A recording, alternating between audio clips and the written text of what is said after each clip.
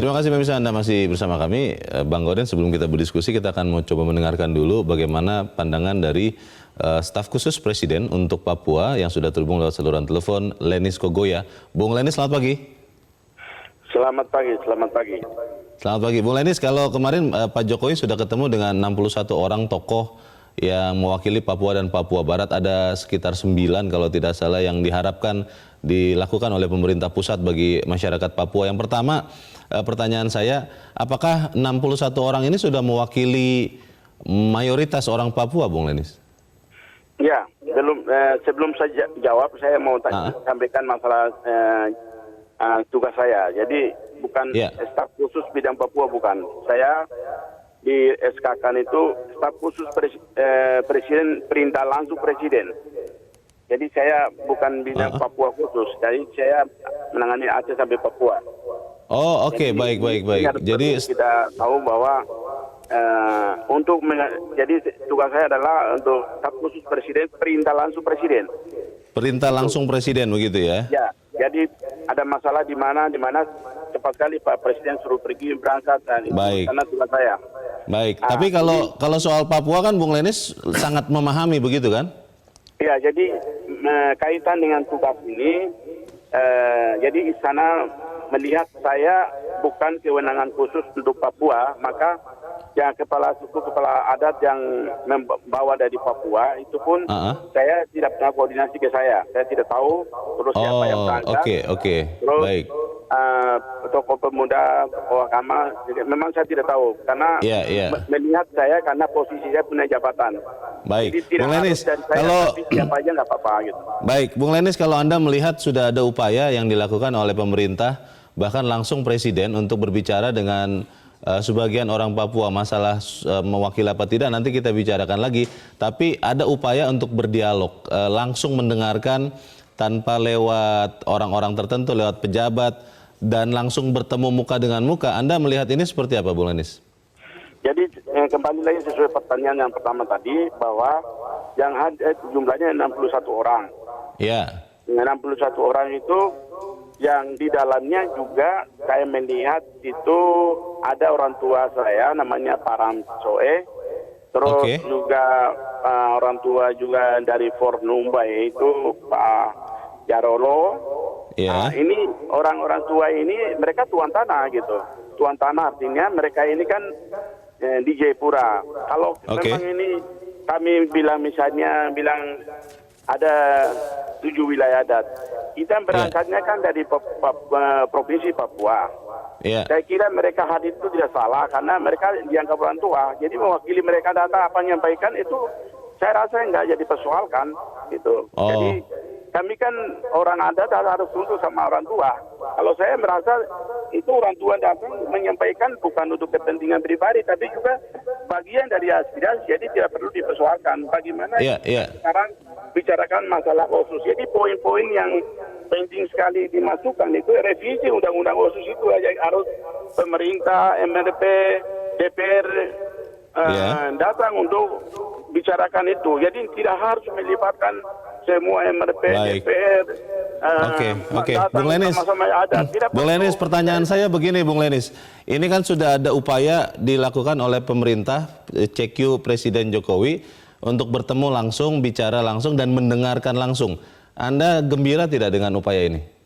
Saya setuju Pak, karena apa? Ini itu mau bicara apa lagi? Karena yang tadi saya bilang itu, kalau ada Ondo Apik datang, kalau orang gunung ini kan orang pantai atau orang mana, kita kan semua keluarnya kan dari provinsi Papua induknya. Jadi Papua Barat pun apa yang disampaikan tuan tanah di Fort Numbai atau Ondo Api, Ondo Polo, saya kira itu sah, tidak perlu lagi dibahas lagi itu.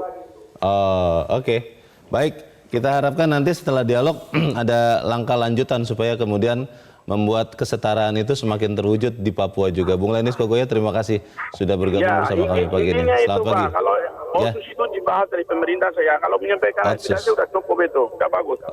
Baik. Terima kasih Bung Lenis. Selamat pagi. Ada masalah soal dialog ini, Bang Gauden, karena harapannya kan untuk mendengarkan langsung kemudian juga menciptakan kesetaraan. Nah, tetapi seperti yang tadi saya tanyakan kepada staf khusus Presiden, Bung Lenis Kogoya, siapa yang sebenarnya yang berhak untuk berbicara mewakili Papua dan apakah yang disampaikannya itu benar-benar yang diinginkan oleh orang Papua mungkin dalam waktu dekat sekarang ini? Ya, kalau apakah yang dibicarakan itu diinginkan oleh masyarakat Papua, tentu untuk mengetahui itu ya harus sensus satu persatu ditanya masyarakat Papua ya. Tetapi secara umum apa yang disampaikan dalam 9 butir itulah pokok persoalannya. Tetapi yang mau saya katakan begini, tadi disinggung tentang otonomi khusus ya. Otonomi khusus di Papua itu memang sebuah anomali ya. Disebut anomali karena di dalam, kalau kita membaca secara keseluruhan otonomi khusus itu yang dilaksanakan sekarang ini kan lebih pada titik berat pada pembangunan fisiknya, pembangunan. Padahal di dalam otonomi khusus, undang-undang otonomi khusus itu juga dibicarakan dan diatur tentang bagaimana penghormatan terhadap hak asasi manusia. Persoalan utama di Papua itu adalah persoalan hak asasi manusia dan bagaimana masyarakat termarginalkan.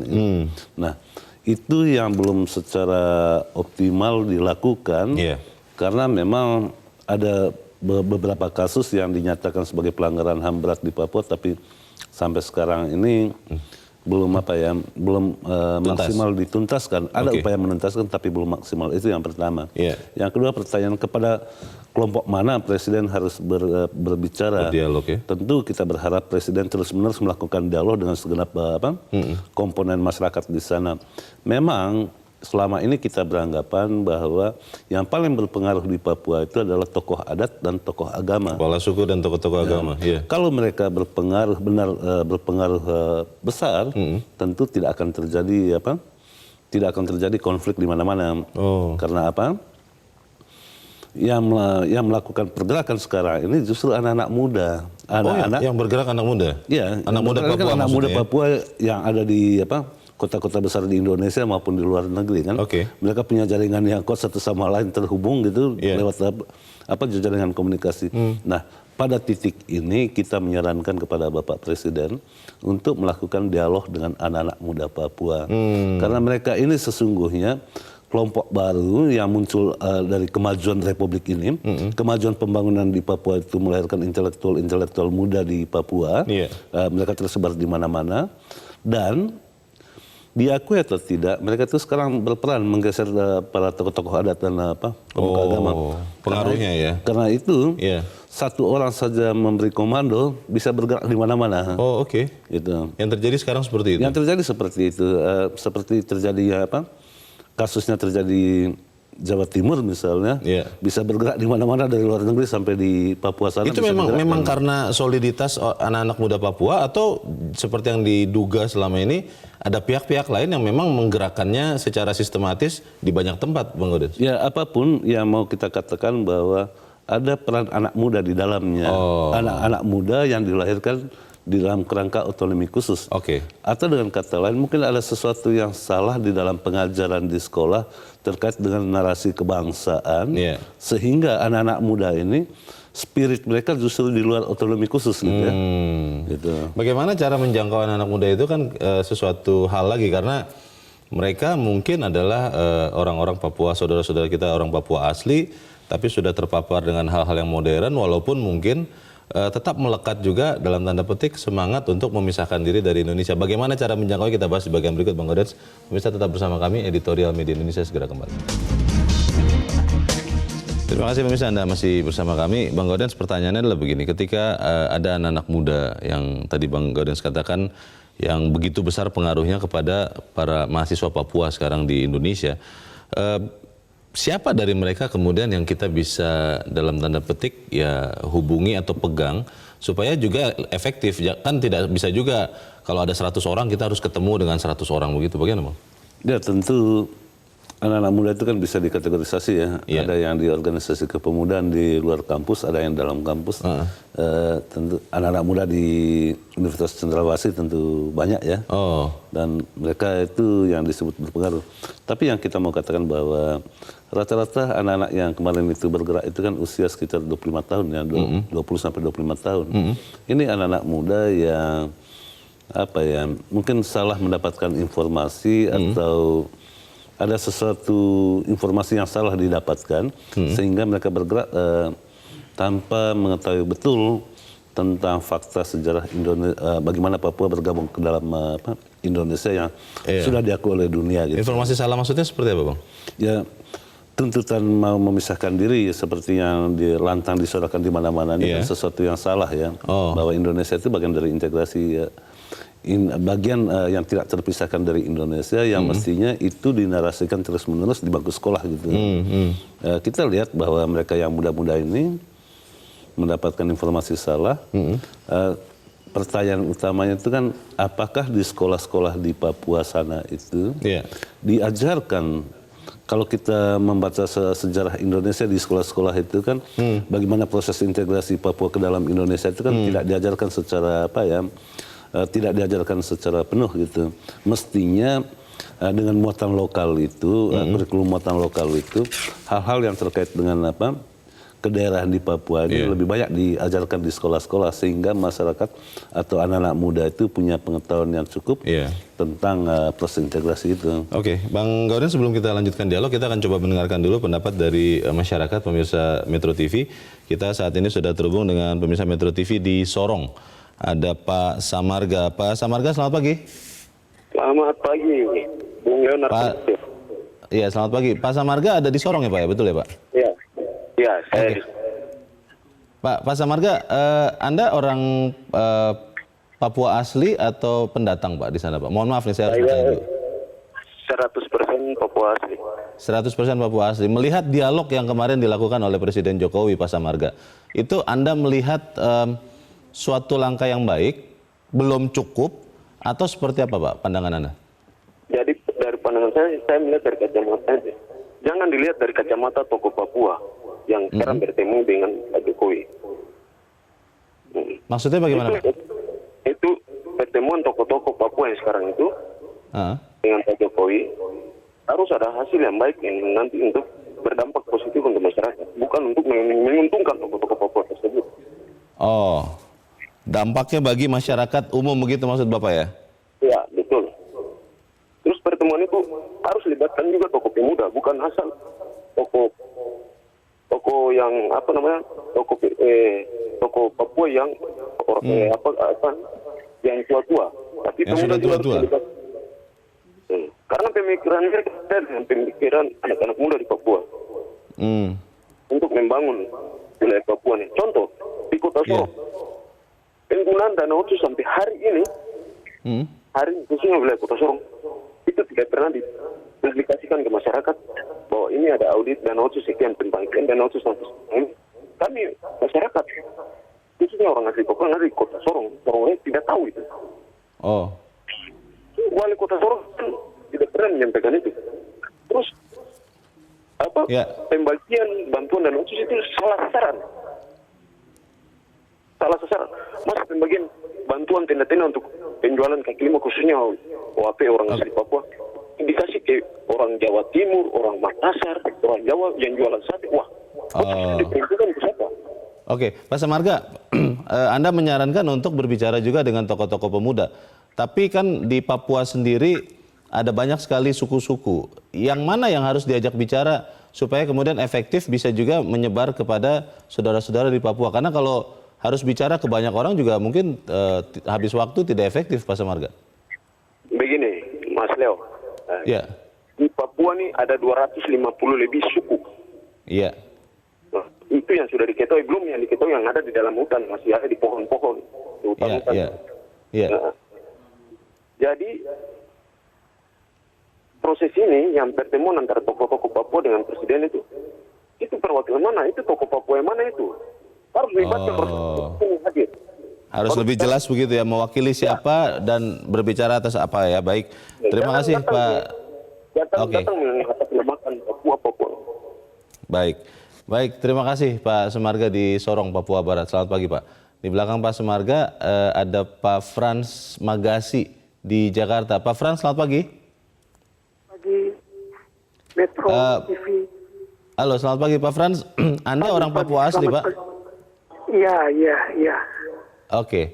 Kalau Anda melihat apa yang sudah coba dilakukan oleh Jokowi atau pemerintah berdialog dengan, kalau kemarin sudah ada 61 orang tokoh-tokoh Papua dan Papua Barat, Anda melihat usaha ini seperti apa, Pak? Ya, baik. Terima kasih. Yang pertama kita berikan apresiasi dan terima kasih untuk Presiden sudah menerima delegasi 61 orang dari Papua. Ya. Itu yang pertama. Yang kedua, terlepas dari apapun juga, memang soal Papua ini tidak bisa dilihat hanya masalah teknis semata-mata. Tetapi bahwa harus menyentuh persoalan mendasar. Persoalan mendasar Papua itu kalau kita lihat dari perspektif historis politik, sejak merdekanya Indonesia, itu soal Papua sudah ada, sudah hadir. Terutama dalam rangka pada waktu perdebatan di Panitia Persiapan Kemerdekaan Indonesia maupun setelah proklamasi 17 Agustus, satu hari sesudahnya tanggal 18 Agustus 45 itu terjadi perdebatan tentang batas wilayah. Itulah perdebatan antara Soekarno dan Hatta. Dan pada saat itu Bung Hatta katakan, sudahlah Papua itu tidak usah dimasukkan dalam wilayah Republik Indonesia, negara yang baru merdeka. Tetapi secara ras, secara latar belakang, dari kultural mereka berbeda. Nah, itu menjadi terus perdebatan dan puncaknya itu pada konferensi meja bundar tahun 1949. Nah, itu dari situ berlarut-larut sampai tahun 60, 61, 62, 63, sampai ke Pepera tahun 69. Karena berlarut-larutnya kita tidak menyelesaikan persoalan ini, maka terjadilah bom waktu. Bom waktu itu yang kita alami selama kita merdeka 74 tahun. Itulah persoalan mendasar. Apa persisnya yang harus dibenahi ini, Pak? Apa persisnya, Pak? Jadi begini, rentetan dari itu kemudian tahun 2001 lahirlah Undang-Undang Otonomi Khusus, Undang-Undang nomor 21 tahun 2001. Itu ada 4 hal mendasar. Kebetulan saya masuk dalam tim asistensi yang menyusun draft undang-undang itu. Ada 4 hal mendasar. Pertama, meminimalisasi kesenjangan sosial, ekonomi dan budaya antara orang asli Papua dan Papua pendatang. Istilah saya Papua pendatang. Yang kedua, meminimalisasi kesenjangan pembangunan antara Papua dan wilayah-wilayah lain di tanah air. Yang ketiga, yaitu menyelesaikan kejahatan kemanusiaan yang dilakukan oleh aparat pemerintah maupun aparat keamanan atas nama negara. Keempat itu klarifikasi sejarah penyatuan Papua dengan Negara Kesatuan Republik Indonesia. Poin pertama, hal pertama 3, 1 dan 2 kita laksanakan. Terlepas dari kurang atau tidak kurang, itu misalnya terindikasi dengan hadirnya dana otonomi khusus yang 2% setara daun nasional, yang setiap tahun mengalami peningkatan dari tahun 2002 sampai sekarang. Nah, persoalan yang krusial itu adalah 3 dan 4 tadi. Nah, sementara OTUS sudah jalan 18 tahun, hampir 2 dekade. Pada saat OTUS itu berjalan, sekarang ada satu realitas baru yang muncul, lahirnya atau hadirnya generasi baru Papua. Generasi baru Papua ini mereka berpendidikan, baik sekolah-sekolah dalam negeri, perguruan tinggi dalam negeri maupun luar negeri. Satu. Yang kedua, mereka menguasai teknologi informasi digital. Nah, mereka ini yang kemudian mempersoalkan, loh benarkah kita berintegrasi dengan Indonesia? Hal-hal yang tadinya dalam sejarah yang berlarut-larut kita tidak selesaikan, hari ini mereka persoalkan. Maaf, bisa bayangkan. Baik, Pak Frans, informasi yang sangat berharga untuk kami. Terima kasih, Pak, sudah bergabung bersama kami pagi ini. Selamat pagi. Kita harus jeda dahulu, Bang Odas, dan kita akan lanjutkan selepas jeda. Pemirsa tetap bersama kami, Editorial Media Indonesia segera kembali. Terima kasih pemirsa, Anda masih bersama kami. Kita di bagian akhir dari diskusi kita pagi ini. Bang Gaudens, tadi jelas sekali Pak Frans mengatakan ada semacam dosa masa lalu yang masih terus terasa. Bagaimana soal integrasi Papua dengan Indonesia, bagaimana soal kedugaan ada kejahatan kemanusiaan di sana yang katanya belum dituntaskan. Bagaimana Bang? Ya tentu persoalan-persoalan itu harus diselesaikan. Bagaimana menuntaskannya, kita yakin lewat proses dialog itu segala sesuatu itu bisa terjadi. Karena di dalam dialog itu kan ada kesetaraan, bisa berbicara dari hati ke hati tentang apa sih sesungguhnya yang terjadi di Papua. Frans tadi sudah menjelaskan secara detail tentang isi undang-undang otonomi khusus. Benar bahwa di dalam undang-undang otonomi khusus itu berbicara beberapa 4 hal tentang pembangunan dan pembangunan manusia dan pembangunan kesenjangan pembangunan itu sudah mulai diatasi dengan pembangunan infrastruktur. Fisik, tetapi persoalan hak asasi manusia dan persoalan integrasinya Papua ke dalam Indonesia itu menjadi PR sampai sekarang. Nah, ada sesuatu yang kosong sekarang ini ketika kita misalnya mau menyelesaikan persoalan HAM masa lalu, karena di dalam HAM itu kan tidak dikenal retroaktif Itu artinya dibutuhkan konsep baru. Salah satu konsep yang pernah ditawarkan itu tentang pembentukan komisi kebenaran dan rekonsiliasi. Kebenaran dan rekonsiliasi. Akan tetapi komisi kebenaran rekonsiliasi itu sudah kehilangan landasan yuridisnya ketika Mahkamah Konstitusi mencabut undang-undang yang mengaturnya. Karena itu dari saat Mahkamah Konstitusi mencabut itu sampai sekarang kita tidak bisa menyelesaikan secara tuntas misalnya persoalan HAM di Papua, persoalan HAM di tempat lain. Tetapi ada satu hal yang membuat kita optimis. Sesungguhnya Indonesia itu piawai di dalam melakukan dialog dalam menyelesaikan persoalan. Kita mampu menyelesaikan persoalan di dalam negeri, terutama di Aceh dan di Ambon. Konflik Ambon, konflik Aceh itu bisa diselesaikan dengan dialog. Kenapa Papua tidak? Bahkan Indonesia menawarkan diri menyelesaikan pertikaian di Rohingya maupun di Mindanao Selatan. Luar Indonesia Tentu dengan optimisme kita katakan persoalan Papua bisa diselesaikan lewat dialog, dan Jokowi presiden itu pasti melakukan dialog terus-menerus. Antara lain dalam waktu dekat, mudah-mudahan hari ini atau besok itu bisa berdialog dengan tokoh-tokoh muda, terutama generasi baru Papua usia yang 25 tahunan itu. Intelektual muda Papua ini perlu dilakukannya. Dan dialog ini harus terus-terusan dilakukan? Ya, dialog itu harus sepanjang hayat. Sepanjang hayat? Ya, sepanjang hayat. Berdialog terus? Ya, sepanjang negara ini ada harus ada dialog. Sama seperti kita setiap pagi, tapi sayangnya kita harus akhiri pagi ini dengan harapan bahwa dialog itu akan bisa menciptakan Papua yang damai. Bang Gaudens, terima kasih sudah hadir di sini Bang. Selamat pagi.